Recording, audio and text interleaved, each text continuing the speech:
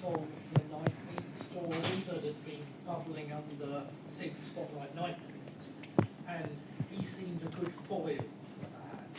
A good, I would take Hardhead with me because he will do what he needs to do, because by that point Nightbeat suspects he's not in himself. And it kind of gave us a good character look at Hardhead. He was literally hard-headed and he would do whatever needed doing, and that was why Nightbeat was so hard, and he does.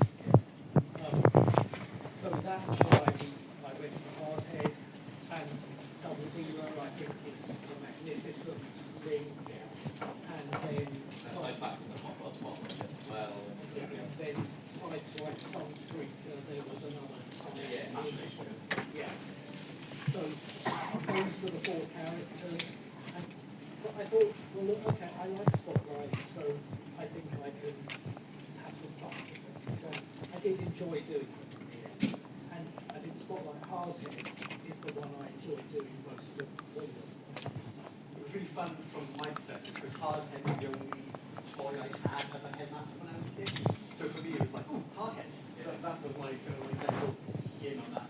There is nice moments of working on Transformers, something if you liked it as younger. Those little meant to be moments, where you get to work on that character or a toy that meant something to you. So that's not a small deal, what you think. Yeah. So when you write up these sort of synopsis and send it to the editors, what do they do? Do they come back and take notes, or do they say to you, don't do this, do this, or?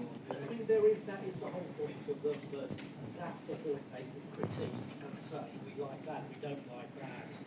Very rarely, I think, in IDW do I get that kind of, you need to change this, change that. But yes, you give them the chance to commit to 22 pages of script, just to give them the sense of the story, where it's going, who the cast is, and I'm never quite sure whether they said that to Hasbro for their rubber stamp, probably do. But yet you give, rather than do a whole lot of work, try and condense the story, and it helps you as a writer to flesh it out, to see how the flow goes. Some stuff you can lose, and inevitably when I'm scripting from an outline, stuff goes, stuff changes, stuff is, reworked entirely. And I guess with the synopsis as well, I've only ever seen documents from you in like digital format. Do you handwrite anything when you start to pan these things out? Do you have like a thumbnail idea of where you're going, or do you handwrite it? I'm one of those people, I'm afraid, who starts with a blank sheet of paper and just fills it. So I don't really have a think. This is my plan. But is it like hand though? Do you do like handwritten notes? It's always like on the screen.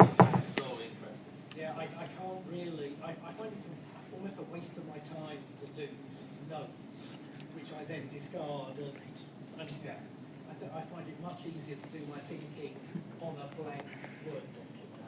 That's cool. And you mentioned the Word document as well, because again, I've only ever had Word documents for myself. And when I first got, I coloured Cyclonus first, because we worked on that together as well. And you sent me the Word document for Cyclonus. And then I knew midway through Cyclonus I'd be colouring Hardhead, and you sent me the document for Hardhead. Then for a hot second I was going to be colouring Double Dealer as well, so I had that. But I knew that I wouldn't be colouring Sideswipe, because EJ was going to hand he's going to digitally paint the whole thing. It was the first time that there had been like fully painted, Fully rendered. issue of Transformers. I remember I had the 3 parts, but I didn't have Sideswipe. And I remember emailing you and saying, can you send me the Word document for Sideswipe, just so I know how this ends, because I'm just curious. Yeah. So these are all like Word documents, but I know other comic guys will use like Final Draft or other things. Is there any particular reason why you use Word, or do you?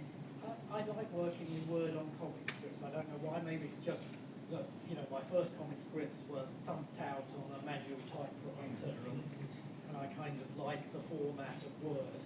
But when I work on screen stuff, it's always Final Draft. Whether it's TV animation, whether it's cut scenes for computer games, or some of the film work I've been doing, always Final Draft, because it's a very easy program once you know how to use it. Awesome. So once you go from the synopsis kind of thing, anything reboot, we end up going, again, sorry, I shouldn't have animated these. Oh, look at that, it's shot in now. Get to that, there'll be a lot more of that. So I noticed then you've got like the setup for the script, and this is where you start like properly like typing it up. It's my first time reading this, by the way. I believe it. Me too. All right. You got that one for free, boys. So you send this out, and again, once this goes to the editors, I guess it's always like an iterative thing. Do they come back with any critical suggestions once you like send off this document to them? Yeah, again, yes, that's the idea, but in my experience with IDW, I didn't get an awful lot of notes back from the editor on these things. I mean, either these others do a brilliant job, or they just weren't really paying attention, but one of the two. I'm only writing this, like, we know, well, I know it kind of varies nowadays with the size of comics, but at the time, all of IDW stuff, it was 22 pages, that was your thing. Yeah. And I know that when I've done my writing of comics, I start with, like, I write down 1 to 22, and I kind of then map out story beats along that 1 to 22, and I try and work backwards and pace things that way. So when you're starting to write these out, how do you plan where your story's going to go? Because with the comics medium, you want to have like big reveals beyond a page. Yeah, page turns. Yeah, So Well, two. there are.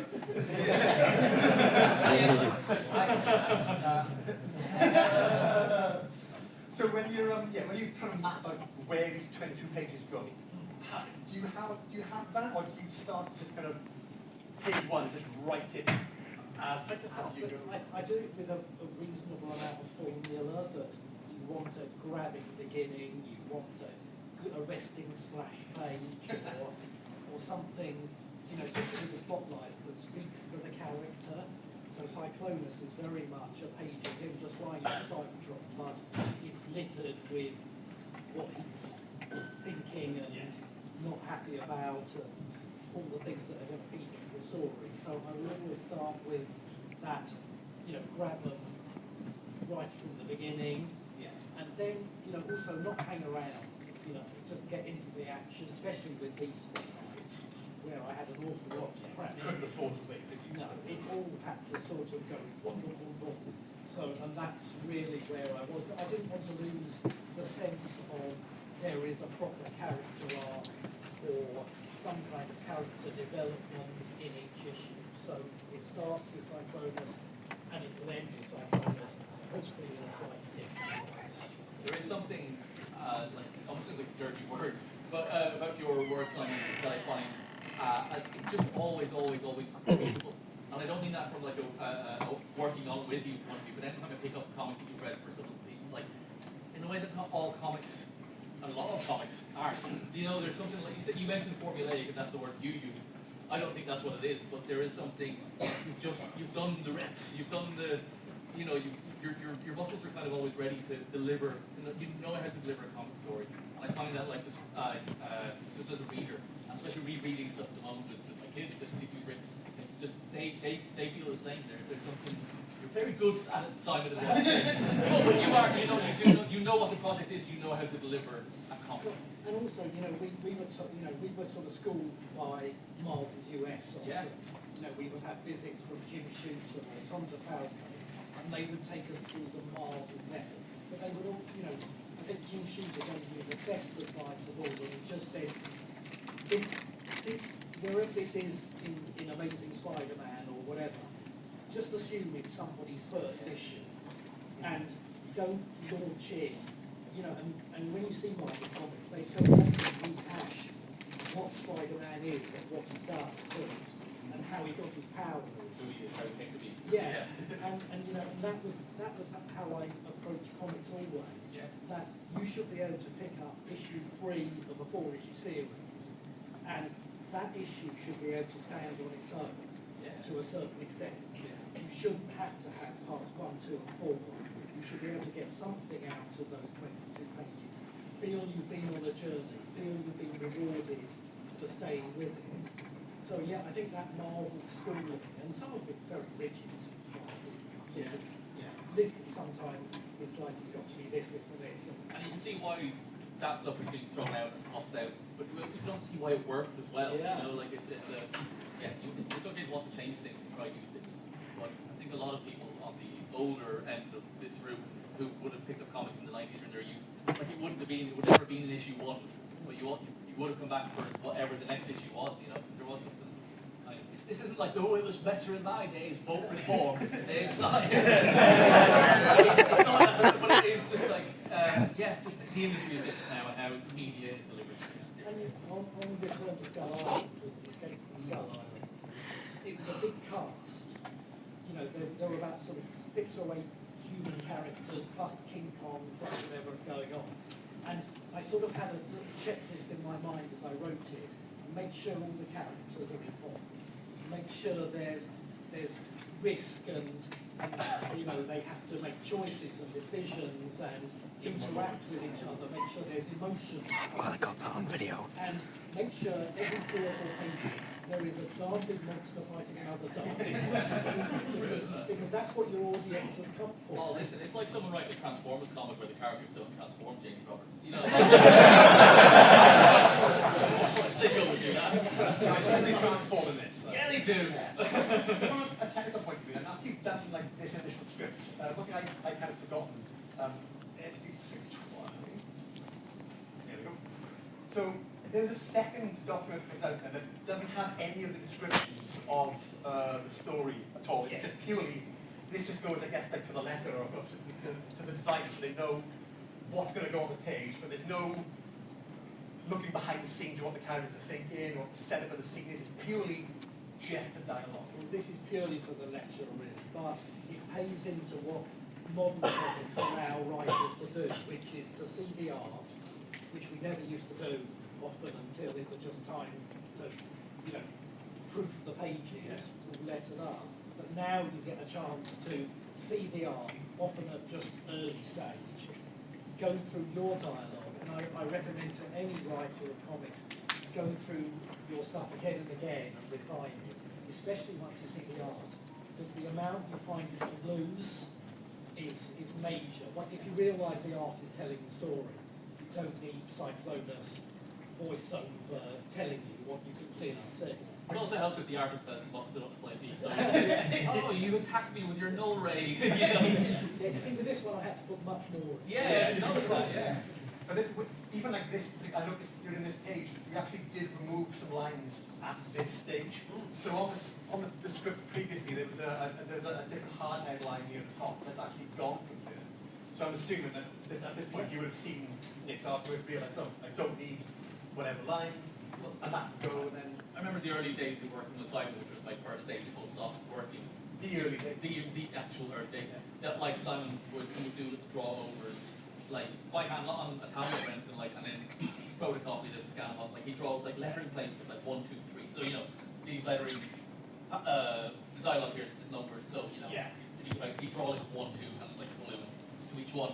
And I presume you would have sent those to the letterer, or was that kind of just for you to kind of? No, to the letterer, you know, and sometimes it's, you know, I mean, I have had issues come back where letterers have just done the worst possible things, you know, they just sort of put tail, you know, they just arrange the balloons messily, and I think I had enough experience with comics to actually say, look, put the balloon there with a reasonable amount of confidence. Guide the eye around the page. That's something I noticed like straight away with Simon stuff, that he was very conscious. He was always conscious. Even when he would talk to me about storytelling, you know, it all comes from the Marvel way of doing things, which absolutely is not the only way, but it's really foundational. And you know, the thing you used to say to me, that I guess starting used to say to you about, like, you know, the word balloons. Think about balloons go up. Yeah. So it always leaves dead space at the top. You know, like try not to just so there's space at the bottom, because but then the balloons got to go down, and then like so it's more aesthetically pleasing and believable. So just. And sometimes, you know, you get art back, and you know, in one panel you might have Hardhead speaking, then Nightbeat, and they put Nightbeat on the left of the panel, and it's just like, oh, you know. So, you know, I will try and, if they have done something like that, arrange the word balloons so it's still worth playing, so it hasn't been redrawn. So speaking of the art, then let's get rid of this boring script stuff and have something more interesting. Still a man in his 20s, true. Yeah. So, this is. I'm going to Tell the story. I'm going to drop you into this. Do it, yeah. So I emailed Nick. Was it 6 weeks ago? 5 weeks ago? You said. Yeah. I emailed Nick and said, "Hey, do you still have the pencils for this page?" And my inbox resounded with nothing. In my head, I knew the answer was no. Yeah. So I figured.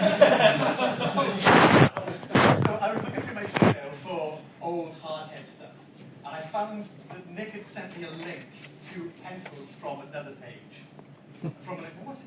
A photo cloud, I think it was where it was stored. Photo bucket, yeah. So go back. Remember MySpace kids? Yeah. There's this really old website link to this page that's not this page. And I thought, I wonder if this page is still on there. So I went to change the link.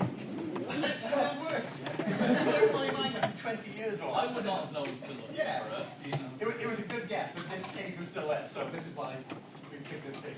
So this is just Nick's original pencil. So you've worked now from Simon's script. The Simon First. The script, the man. Yeah. The leg end. So you've got this now, and this is where you've sort of put together what you think should happen based on those words. So Yeah. talk us through how you decided to lay this out the way you did.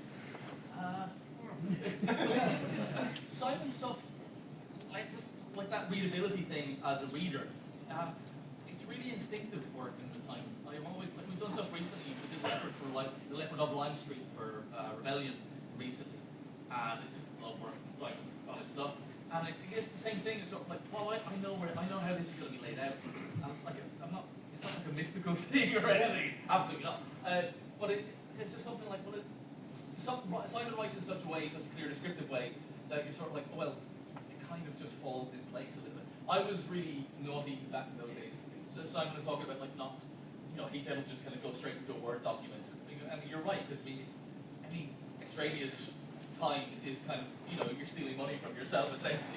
But I'm much better these days for doing like typed thumbnails for each page and working on the competition and stuff. But back then I was sort of like straight in.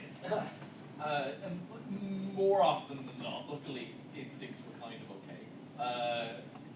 And so it was just that. It was just hit the page and kind of hope for the best. That they, And this and the page that follows, it's my favourite sequence in the whole story. I don't like to go, well, I wrote something clever, but I 18 years of distance, you're allowed to say it. but I loved this sequence good. because basically the gist of this scene is that this is where Nightbeat is completely taken over by, is it Jaxus? Yeah. Yes.